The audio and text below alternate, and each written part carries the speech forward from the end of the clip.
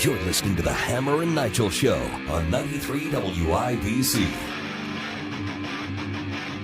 My name is Nigel. Jason Hammer is here. We'll go to the DriveHugo.com hotline and bring on Rick Snyder, president of the FOP Lodge 86. Rick, how are you? Doing well, guys. Look, I want to back up just for a minute before we talk about what happened over the weekend. Last week, you were on national TV, Fox and Friends, after the unprecedented step the FOP did of holding a vote of no confidence in Ryan Mears. So you went on, and we're talking about crime in Indy and trying to explain that the policies of the prosecutor's office and the judges and Mayor Hogsett are mostly affecting marginalized communities. And the next day, what Ryan Mears sends out this email blast trying to campaign and beg for donations off your appearance of Fox and Friends. Quote, "Friends, our race for prosecutor is getting national attention. FOP President Rick Snyder went on Fox to continue his publicity stunt. His approach to putting everyone in jail and throwing away the key has failed time and time again. Get involved by making a contribution." Just wondering your overall thoughts of what went through your mind when you saw that. Well, I think it just shows the power of the voice of law enforcement officers throughout Marion County who united together and collectively said they have no confidence in Ryan Mears. And let's be clear about this. They didn't say about the Marion County Prosecutor's Office, deputy prosecutors, those things. Yeah. They very specifically said Ryan Mears because he is the one who has broken the system here. And it's under this false pretense of if you break it, you can remake it. Remember, this is a prosecutor who spends more time telling you what laws he won't enforce versus the ones that he will. So what we saw is that with this national attention, it appeared to be making Ryan Mears and his campaign very nervous.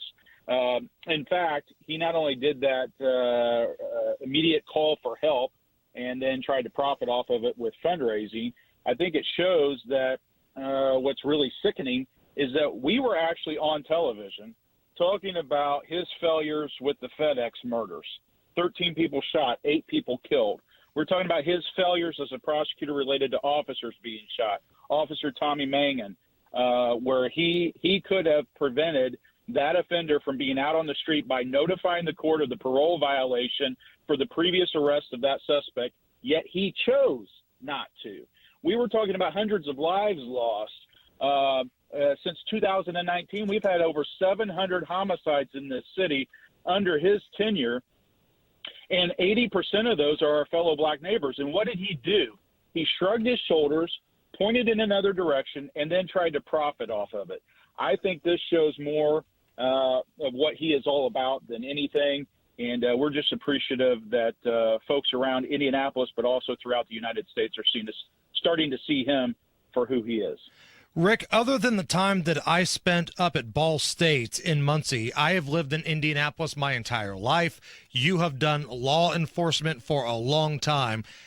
Have you ever seen a situation where the prosecutor is campaigning and fundraising off of the big bad police guy who wants to lock up bad guys? Never in my life. Typically, an elected prosecutor, regardless of their political affiliation, would be the first one standing at the podium with us behind them, pounding on the podium, talking about how crime and violence was unacceptable in our city. This man does not do that. His predecessor, Terry Curry, I stood alongside him when he literally pounded a podium so hard that microphones fell off of it, talking about an attack on a police officer, that being Lieutenant Aaron Allen. And this prosecutor, though, makes very clear that not only does he not work alongside us, but he does not consider us partners in the effort. That should be very alarming to residents in this city. That shows you what's really going on here. It's not about law and order. It's about lawlessness and disorder. And this campaign ad proves it. He uses the victimization of the most marginalized folks in our community to raise money, guys, to raise money and to politic off of it. It's sickening. It's wicked. And I think, again, people are starting to see him for who he is. Rick Snyder, president of the Fraternal Order of Police, joining us here on the Hammer and Nigel show. All right, so I want to get back to what happened this past weekend. And since we're talking about the current prosecutor, Ryan Mears, his response to a violent weekend where you had the murder of a Dutch Special Forces commando and multiple other homicides around Indianapolis, the current prosecutor's response was to blame constitutional carry for this. Rick, your thoughts? Well, it's an ignorant statement, to be quite blunt. It's nothing but pathetic pandering. Listen, this is, again, from the same prosecutor who failed to apply the red flag law on the FedEx shooter and then called for more gun control after multiple people were killed. How about you do your job to begin with, utilize the laws that we have, and prevent these senseless acts of violence from occurring in the first place? Again, it's another reason why police citywide have no confidence in this appointed prosecutor. Remember, guys, he's never been elected. He was appointed to the position by political party insiders within the Democrat Party in Marion County. So the one thing that were left wondering is what public information suggests any connection to the change in laws with the violence that occurred over the weekend. Remember, we had 17 people shot and stabbed, 2 of which were killed in a little less than 60 hours, and one of the deaths resulted from a stabbing. The shootings also involved 3 Dutch commando soldiers in downtown Indianapolis here on a training exercise, coincidentally in urban warfare, and one of them tragically lost his life. We're told it was from a drive-by shooting, according to the mayor. And in the same remarks, the mayor actually said that violence in Indianapolis was down 17% this year. Now, we can dispute whether or not those numbers are correct, but you've got the mayor, the leader of the Democrat Party in the city of Indianapolis, saying that violence is actually down with the same timing of this new law coming into place. And you got a prosecutor who's so out of touch, he's trying to claim that is the cause of all this crime and violence.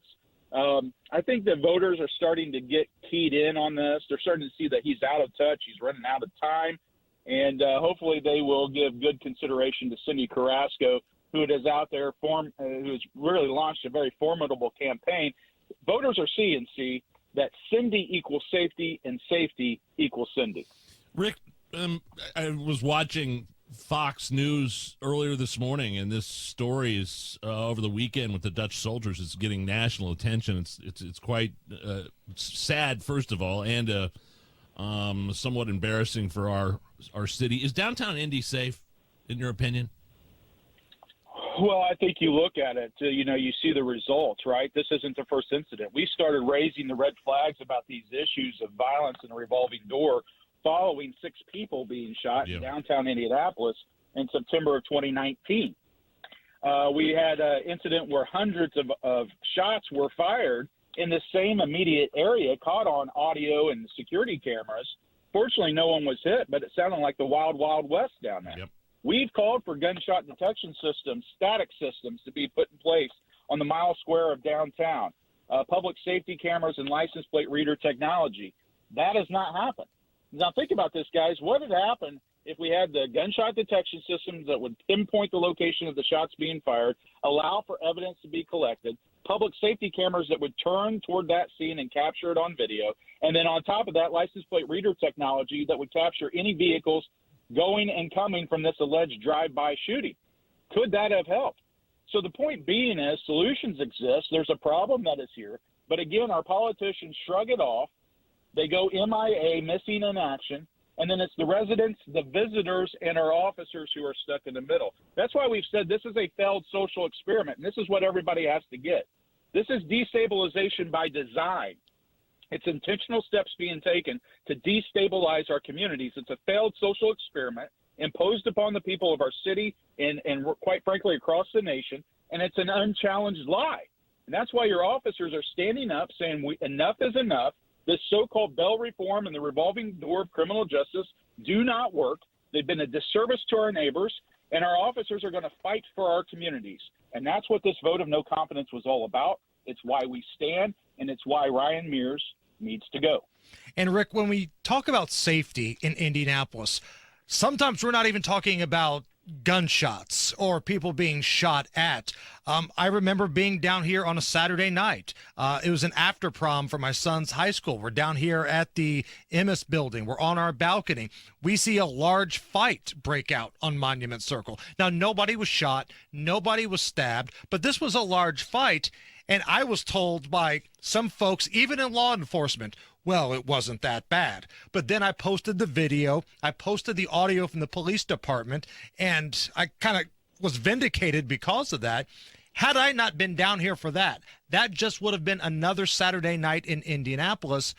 So, Rick, I guess what I'm getting at is, are some local politicians pressuring members of the police department locally here in Indianapolis to tell them things are not as bad as it seems? Well, I think what you see is this great fallacy that always points back to the instruments being used, such as the term gun violence that's always used. You've heard us say numerous times, it's not gun violence, it's not knife violence, it's not car violence, it's human violence. It's issues of the heart. These same politicians want to do nothing to address that, but yet talk about root causes. It makes no sense. The number one weapon used in assaults across this country, according to FBI statistics, empirical data, is hands and feet and other blunt objects. You never hear that. What you hear is all about guns. Why? Because they need the victimization to drive their political agenda and laws and control that they want to impose versus actually solving the solution. Guys, I keep saying this. If these issues revolving around crimes involving guns are such a major issue, why isn't the prosecutor hammering people that are committing crimes with guns? Instead, he uses it as a trump card to play to dismiss charges against people to give sweetheart plea deals. That's why we have said this. It's not difficult. There is empirical data that exists, which Ryan Mears didn't have when he made this false allegation about the new law. The empirical data that exists is show us from January 1st of 2019 to July 1st of 2022, when this law became effective, the number of arrests made for crimes involving guns, the number of those arrests, those charges that were not filed by the prosecutor's office, the number of gun charges dismissed as part of plea agreements by this prosecutor, and then the total number of convictions that he actually sustained on the back end for these crimes involving guns. What you will see is this has been a red herring. It's been a delay and a distraction imposed by this politician. And for all the talk about needing more gun control and gun laws, he fails to apply the ones that exist, and people are dying. Rick Snyder, president of the Fraternal Order of Police, Lodge 86 here in Indy. Rick, as always, we appreciate you taking the time to join us. Be safe and tell your officers to be safe. Thank you, and God bless.